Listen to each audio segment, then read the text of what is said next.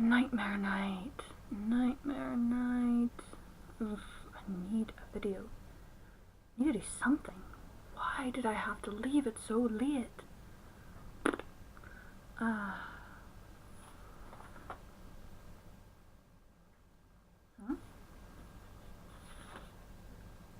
A picture of a Coraline doll? What is that doing on my windowsill?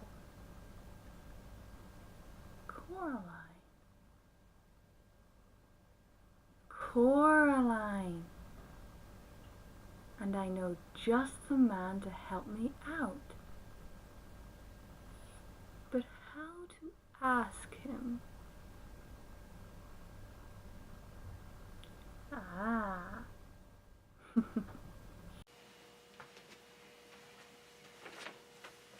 The heck is...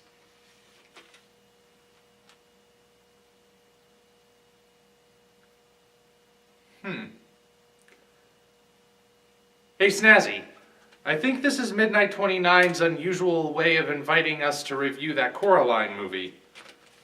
By sending us a packet full of buttons. You want to join us? Ooh.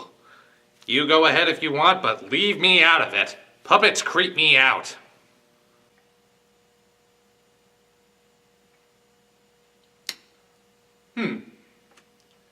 I do not know how to respond to that. Nor do I.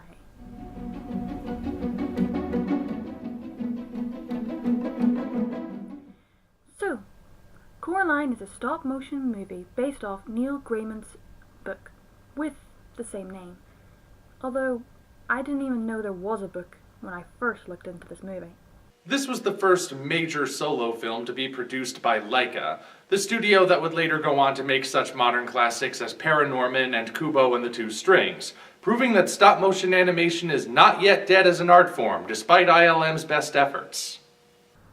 Well, all I remember is that this movie freaked me out as a child. So, what better time to revisit it than Halloween?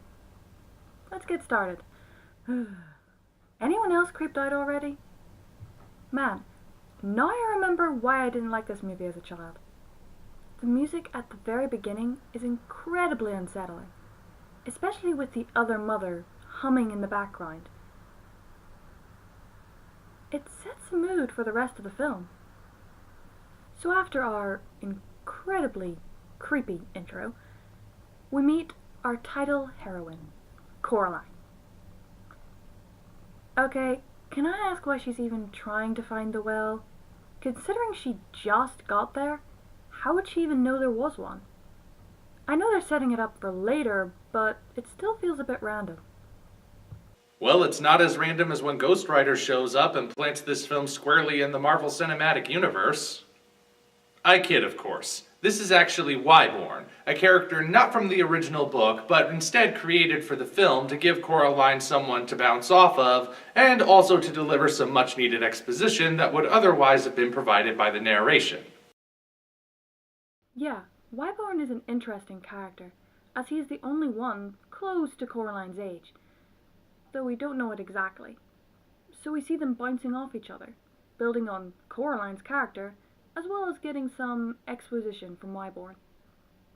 Oh, and don't forget the cat. I don't know what the cat's name is. Does it even have a name in the books? Yeah. So, what do we learn about Coraline in the first few minutes? Well, she's a jerk. As simple as that. She's a complete jerk. She's rude to Wyborn from the beginning, even using his name to make fun of him. Why were you born? I mean, that's just cruel. Poor child. Clearly, Coraline has some sort of issues. I hope her parents put her in line. Yeah. Don't hold your breath.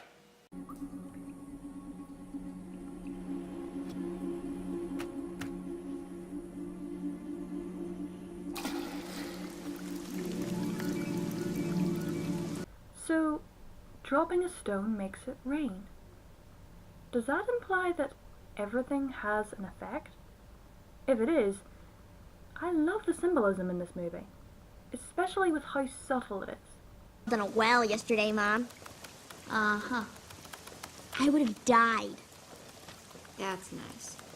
Oh, come on! Well, now we know where she gets her attitude from. I know Coraline's life is meant to be bad beforehand, but I don't understand why she even likes her parents. I mean, I don't see anything redeeming about them. They are mean to her from the very beginning, ignore her for most of the movie because of their catalogue, and then, even at the end, they're rude to her. It's mostly the mother, who has the same sarcastic voice as Coraline. So everything she says just puts her and her husband down. And, sorry, I'm ranting. Actually, I think there's a bit more to it than that. They're both writing for a gardening catalog. Catalogs are the kind of publications which, at their most frequent, only come out once a month. And given it's a gardening catalog, it might only come out for a specific kind of season before stopping completely for a while. Plus, it's heavily implied that their work might not be published at all if it's not considered up to snuff, which means no payment for that particular month. Plus, the mother was just in a car accident.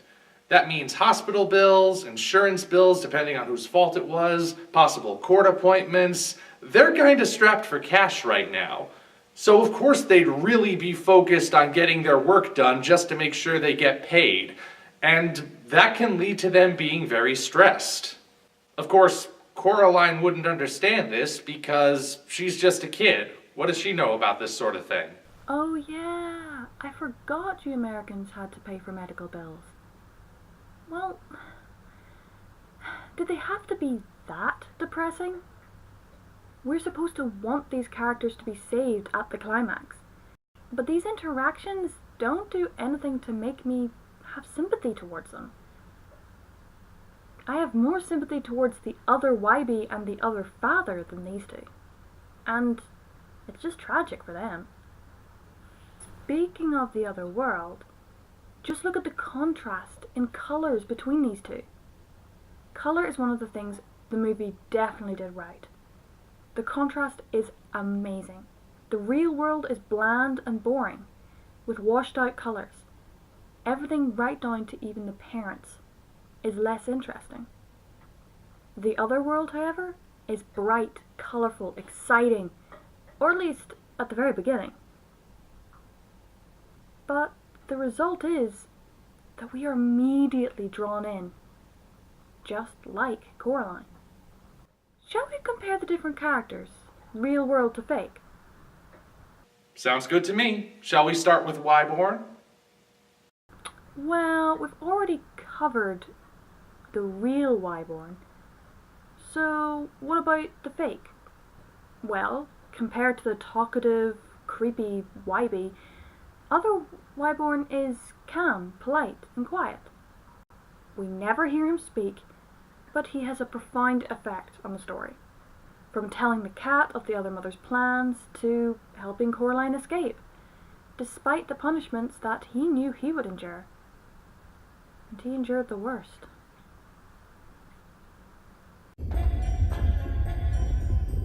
Oh, Wybie. Poor other Wybie. We hardly knew ye. Because of this, we are glad to see normal Wybie in the end. He saves Coraline just like his counterpart did, without even realizing it. Other than the parents, the next person we see is the Great Babushki, a mouse training acrobat, who orders weird cheese for his mice and can apparently talk to them. The other Babushki we see a lot more of, and has a magnificent circus of mice. We even find out that this Babushki is actually made out of the same mice that are in the circus. Wait, does that mean they can talk? And why does he have blue skin in both worlds? I believe the color of his skin might be connected to the medal that's pinned to his shirt. Now, according to IMDb, which as we all know is never wrong, That is the Russian Hero Medal for service at the Chernobyl nuclear disaster, which you may know as one of the worst nuclear disasters of all time. So it makes sense that he was exposed to high levels of radiation at some point, which would explain the blue skin, his mental faculties being not all there, and his power to talk to mice. As superpowers go, I guess you could do worse. And lastly, we have Miss Spake and Forcible. Two very plot-convenient characters who stuff their dogs when they die and give 100-year-old candy to children. They have weird dates about them and hide weird stone things at the bottom of one. And don't seem to care when Coraline's parents go missing. Okay, these people really weird me out. Tell me the other versions are a little bit better. A big bottom sea which may bob through the waves and hope to lead sailors astray. But a true ocean goddess must fill out her bodice to present an alluring display.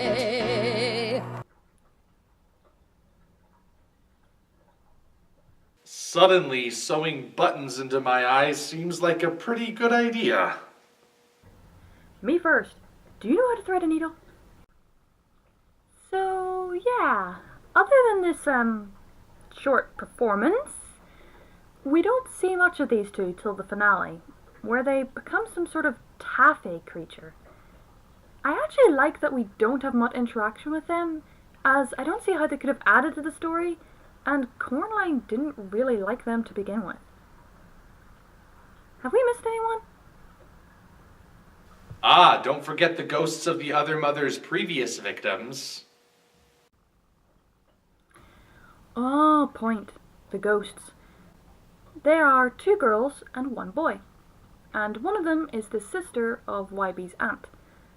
All 3 were tricked by the other mother, or as they call her, the beldam, into letting her sew buttons into their eyes. We don't know much about these 3 in particular, other than they must have been dumber than Coraline. They give Coraline not only the backstory of the other mother, but also the way of defeating her, by getting back their eyes. Fun fact, did you know that the book actually called them pearls, not eyes? So, now the finale. Coraline's parents are taken, and she has to get them back, while also finding the eyes of the ghost kids. Seems like Mission Impossible action here. She finds the first eye in the amazing Coraline garden, and is saved by her other father. The second eye she finds with the Taffy twins. I feel like that one was the easiest of them all, and the last she manages to get with the help of the cat. Those rats still freak me out. These 3 battles are quite interesting, as we see these wonders turn against the person they were created for. The flowers that were originally beautiful and fun are now deadly. The dogs are like bats, and the mice use their acrobatic skills and guns to attack Coraline. And after each defeat, the wonders disintegrate into nothing as the magic is taken. And it's here that the coming-of-age portion of the story comes into full view. You see, Coraline up to this point, as mentioned, has been kind of a selfish jerk. In fact, that's how the other mother was able to draw her in. She created a world that was completely devoted to Coraline, giving her 100% attention, everything designed to please her, unlike the real world where she wanted all sorts of attention, but was mostly just getting ignored. Of course, her selfishness isn't evil, it's just because she's a child, and that's what she understands as being the most important thing in her life. Even her initial resistance to the other mother, as far as sewing buttons into her eyes, is driven by her own desire for her well-being. But that selfish resistance alone is still not enough to solve the problem. So when she realizes there are other people who need her help, she's faced with a choice. She can either surrender and let the witch win, she can escape and try to survive on her own, or she can step up to plate and fight for someone other than herself. When she takes that third option, that's when she matures. Agreed. I love how Coraline develops. Even seeing her own mind working against the other mother shows that she is smart. She knows she won't get away with her parents if she isn't careful. She not only tricks the other mother into opening the door, but she makes her blind by throwing the cat at her. Overall, it's incredibly smart. She could have just lived without her parents and never had to deal with them again, or even spent the whole time looking for them instead of the ghost children's eyes. Well, so the final act, Coraline throws the key in the well with the help of Wyborn after getting attacked by the hand of Beldan. This whole scene seems very similar to the beginning as Ghost Rider Wyborn jumps out of nowhere to save her. The interactions show how Coraline has grown. Now she's kind to Wyborn. I feel like she's being nice after what happened to the other Wybe as well. Coraline continues to show how she's grown as she throws a garden party where she is adding her own colour to the real world, while interacting with everyone from her building, acting very mature but keeping her spunk and sass that she's shown throughout. The movie ends with the sight of the cat returning to the other world, showing that perhaps it's not all over yet. And that was Coraline. A very creepy movie, and honestly, I wouldn't show it to young kids. The visuals were amazing and really entice you into the world. My only complaint would have to be that we're seeing this all from Coraline's point of view. I really don't feel much sympathy towards the parents, and as an adult now, I can understand the big picture. But as a kid, I just hated them for being so annoying to Coraline. However, by the end, seeing Coraline growing up and fighting off the other mother made me happy to not have the parents like that, as well as making me appreciate my own parents. That is, after they helped me get over my own nightmares of the other mother. What do you think, Omniviewer? Honestly, I'm kinda confused that you think this kids movie isn't appropriate for kids. I mean, yeah, it's a creepy horror movie, but kids love creepy horror movies. I think Don Bluth said it best. Kids can take really intense, really scary stories if they're done a proper way. And I think Coraline does it that proper way. It's dark, but it's not hopeless, and shows that it takes a real struggle to get that happy ending, but that you will eventually get it. It presents its messages in ways that kids will understand, but when they revisit it as adults, they'll see a completely different meaning to it. Now, yeah, I think this is clearly an early example of Laika doing that, and their future films would do it better, but still, I think this movie is good for kids. 1, I did not like it as a child. And 2, I can't even talk about it around some kids without them freaking out. I'd say wait at least until they're 11, when they know it's fake and have less imaginative brains, if you know what I mean. Well, to each their own, I guess. I mean, obviously I wouldn't show this sort of thing to a child who wouldn't understand it. Of course, now that would be silly. Well, thanks for helping me out, Omni. Say, what are you and Snazzy dressing up for Nightmare Night this year? Actually, that's the interesting part. You see, I've been wearing my costume the whole time.